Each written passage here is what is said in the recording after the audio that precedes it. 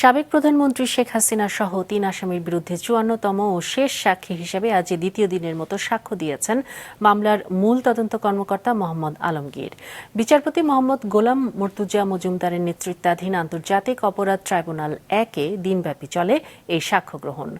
গতকাল মোহাম্মদ আলমগীরের জবানবন্দির পাশাপাশি তদন্ত চলাকালে জব্দ করা ১৭টি ভিডিও দেখানো হয়। আজ প্রদর্শন করা হয় আরও কয়েকটি। এদিকে আন্তর্জাতিক অপরাধ ট্রাইব্যুনাল ২-এ চলে রংপুরের বেগম রোকেয়া বিশ্ববিদ্যালয়ের শিক্ষার্থী শহীদ আবু সাইদ হত্যা মামলার ৮ম দিনের সাক্ষ্য গ্রহণ। উনি যে সমস্ত এভিডেন্স কালেকশন করেছেন সেগুলাই একটা করে উপস্থাপন করে সরকারের যে একটা হিসাব আছে, অর্থাৎ ওই সরকার যে হিসাব করেছিলেন ৩,৫,০০০-এরও বেশি রাউন্ড গুলি ছোড়া হয়েছিল আন্দোলন দমনকারীদের জন্য, দমন করার জন্য উদ্দেশ্যে, সেইটার পরিসংখ্যানটা উপস্থাপন করা হবে। তার মধ্যে ৯৫,০০০-এরও বেশি গুলি অর্থাৎ রাউন্ড গুলি করা হয়েছিল ছাত্র জনতার আন্দোলনকে দমন করার জন্য ঢাকা মেট্রোপলিটন সিটি এলাকায়।